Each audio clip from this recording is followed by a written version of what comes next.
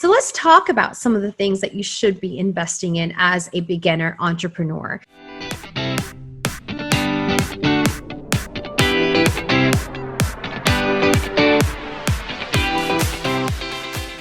Things that are super important, things that are, needed in order for the business to run and to also be a healthy business, and for you also to keep your sanity. Because quite frankly, entrepreneurship is lonely, and entrepreneurship can cause a lot of insanity as well. And so I wanted to share with you some of my top investments that I think other business owners should be making in their businesses as well. Now, of course, I'm saying beginner business owners, but honestly, if you haven't done it yet, you need to start thinking about it. And it's never too late to start, even if you are 5 years into it and say you are adding another dimension to your business, or you are, diversifying your business as well. So my number one thing is your time investment. That sounds like, what does that mean? Of course I'm putting in time. We put in time, but sometimes we don't want to, or sometimes we don't intentionally put in the time we need to. And so time investment is huge, and your time investment is huge. What you can do for your business, nobody else can do for their business, because you are unique in who you are. Nobody else can repeat. And so we need to put you out into the forefront. So whether that is networking and, talking to other people and figuring out your industry, or figuring out your clients, your market, your target market, you need to put yourself out there, and you need to spend that time doing that. And you also need to spend your time in planning, strategizing, preparing, researching, networking, all of these things. Because in the beginnings, you are usually a one-man show. And it's rare to be able to spend money on extra expenses unless you do have the money to do that. But a lot of times you are a one-man show, or you're just trying to limit those expenses in the beginning. And so that time is important, because what it helps you do also is get clarity in the vision of your business, because now you are planning and you're preparing and you're strategizing. And then you're also trying to figure out, okay, this is important, and this is important, but this I don't have to do right now. I can do it later. I can leave it to Q2 or Q3. And so you then have an idea of the path that you need to take. Because while it's so much fun being an entrepreneur, it's so much fun just jumping into it and getting into the trenches and just kind of getting ourselves dirty. But at times, it can cause so much of a mess that is really hard getting out of it. And you don't want to get stuck in some quicksand, okay? So get some of that time into your planning, your strategizing, your networking, talking, researching, educating, all of the above, right? Spend that time, whether it's on YouTube, whether it's going to networking events, going to classes, invest that time in your business at that time. Number 2, kind of going with the time, is your planner. Oh my goodness. I'm obsessed with planners. I love planners. I have many of them, and there's too many actually. I have too many, but that's okay, because I just love them. I think they're the most useful tool on this planet. And so whether you are digital, whether you are the old school handwriting, which I personally love because I love checking things off, I love highlighting things. And so get that planner out there. Go buy a planner. Michael's has it, Target has it, Walmart has them, or you can just literally make your own on the computer, print it out, or use a digital planner itself. But get a planner. Get a planner that will help you actually start executing and implementing all the strategies, all the plans that you have made, all the networking appointments that you have made, all the education times that you have, this is the kind of education I want. That will help you start putting it into your schedule. So while you're getting that planner out and your calendar, start using it. Start using the calendar app. We have so many. Start using it. Start leveraging these things in your business, because that way you will also start feeling far more sophisticated in your business too. And it's not just what comes and goes and you're just kind of going with the flow, but now you have so much intention behind what you're doing.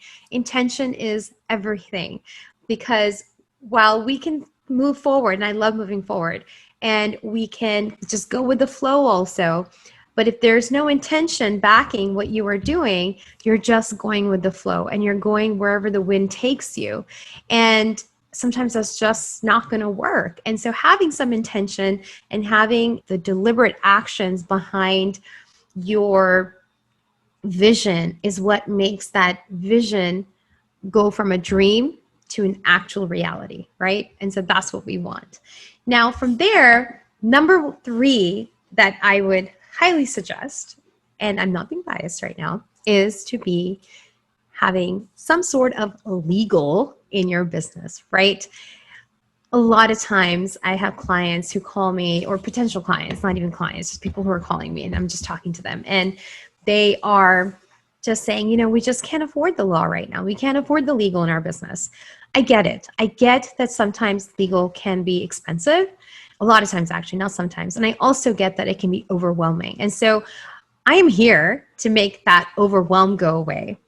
But I'm also here to make it accessible, because that is the whole point.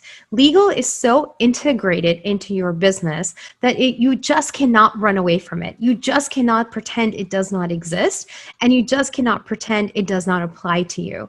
And that is the whole thing that I've been trying to get out there, is that law should be used as a strategy and not as something that you use as a cure during crisis mode. Because when you're at that point, you're going to be doling out so much money that you're going to be like, gosh, I wish I'd just done this. And I'd spent maybe a fraction of that money in the beginning. So whether you make legal a small line item or a big line item, meaning value-wise, you need to make it a line item in your business, because the idea is to make legal a line item and not a panic attack. That is my tagline. Okay, because that's the whole point. The whole point is to make legal a line item and not a panic attack. If we make legal a line item and make it part of our strategy, which is so integrated into our business operations now, into the way we run our processes, into the standard operating procedures in our business, that it's hard then that later on we get into major crisis mode, because we've already started mitigating so much of it in the beginning.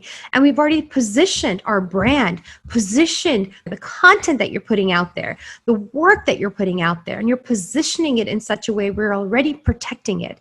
So protection and mitigation, all of these things become a byproduct of putting legal as a strategy in your business. So it is so important to do that. And I cannot stress enough that whether your line item is a couple $100s to thousands of dollars, put it in there. Put that intention in there. And then it goes to what you're doing. So whether you are DIYing things or whether you are downloading templates, because I do sell templates on Your Contract Buddy, and there's no shame in that game. And actually, it's really good. It's a great way to start. It's a great threshold to begin with, because honestly, you know that those templates, whether it's for me or someone else, they're written by lawyers, and they're written with lawyers with the intention of covering whatever they can cover in the industry that you're purchasing it in. And so those templates cover a lot more than what your DIY might cover, and also what you might just download from Google, because Google downloads, I would not trust. Google downloads can or cannot be exhaustive and fully covering everything that you want. The best way to start is, I have this legal audit that I was telling you about earlier. It's a link. Go grab your legal audit, and you can actually see the areas that you need to pour some love into, kind of get your ducks in a row there, and then areas that you just say, you know what, I'm doing awesome in this area. I can check back and work on this later. So get that legal audit for yourself. Go grab it. It's going to be super beneficial to you, and a lot of worksheets and a lot of information that you probably wouldn't be able to get anywhere else. So there you go. Now, talking about line items, that kind of takes me to the next point, which is getting a bookkeeper or an accountant or some sort of financial advisor, somebody who can help you with the finances of the company. Because I didn't do that in the beginning. I'm going to be absolutely honest with you, and it sucks if you don't do it. It will give you overwhelm. It will make you stressed, and you will also start spending money that you think you have but you don't have, or you won't spend money thinking you don't have it, but actually you do have it. And you can hire that extra person. You can start scaling, but you think you can't. So having a bookkeeper and a financial or a CPA or someone in that capacity in your business is very important, because you're able to determine the financial health of the company, and you're able to make the changes of growth that you want. And sometimes we're scared because we don't know, and we're literally living in some mystery world of money, and we don't know if we can actually spend that money or not. But if we have clarity in that area, you can grow, and you absolutely should be investing in that in your business. And it's one of those things, like just like legal, that you need it. It is so integrated into your business. How much should you be charging for your services or your products? How many customers you need per month to break even? How much do you need to actually have profit? How much money can you give to your affiliates? How much money can you give them? Just anything, right? Like that really helps you determine all of that. And it also helps you be more confident. Just like having legal as a line item, it makes you confident in your business. Similarly, having finances as part of your business also makes you confident in your business and confident to move forward, to take that step, to take that growth, and to take that risk also, knowing that it's a measured risk and not a blind risk, right?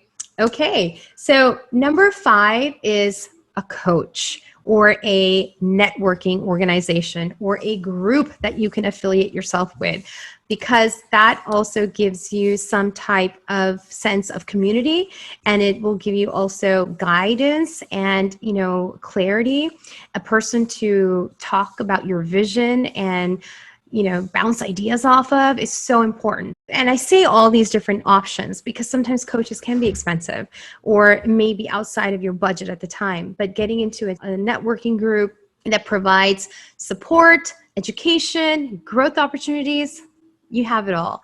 But you have to invest your time in order to take advantage of all the offerings that these things have.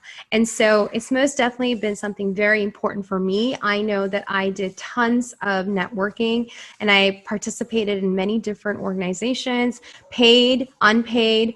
And I also have a coach, and I tell you, those are one of the things that I don't let go of if I am ever in a money crunch or a financial discomfort. Like those are the things that I actually keep always with me, because it is so important to have a coach. It's so important to have somebody that you can actually have conversations with about your business and be more holistic approach to your business rather than just a very I'm just going to do this at this time. I'm going to be a mom right now. I'm going to be a lawyer right now. I'm going to be a business owner right now. And so I like the holistic approach, and I think it's very helpful because it's very hard sometimes to take this hat off and put the other hat on, because sometimes you need both the hats on in order to move forward, right? So those are my top 5 things. Now, here are some extra things that I think you should be investing in, or you could be investing in if you had some extra money there, right, sitting around. One thing is a VA or someone who's an assistant to you, somebody who can help you and organize you and also help you with emails and help you with social media, like a social media manager even. So one of those 2 things, super helpful to have, especially if that is just not your strength.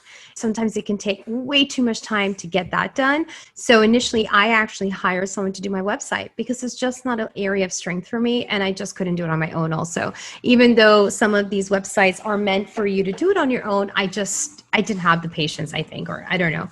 But it's definitely something that you look at what you have, you weigh out the pros and the cons, and of course, time is very valuable. And I'd rather spend my time educating myself and also networking rather than trying to figure out how to make a website, because I just can't do it. So you just kind of have to weigh it out and see what works for you. Marketing strategist is also another thing that's super important that you could lean into and see if that is something that would be helpful for your business as well.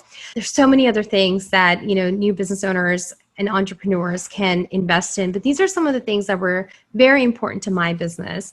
And I think that if you are, say, starting a podcast or something like that, getting a ring light, like something like this. I don't know if you can see it. There we go. Amazon, not expensive, absolutely can do it. You can buy microphones also if you need it, if you're starting a podcast, small little tools here and there that you can get if you are starting something that's very specific to that industry. So again, the top investments to make as an entrepreneur is your time, the planner, the calendar, bookkeeper, CPA, getting your finances in order, getting your legal ducks in a row with making legal line item and not a panic attack, and getting a coach, business, executive, networking organization, being a member of something of that nature. So that way you are holistically approaching your business rather than doing it through a very siphoned measure, right?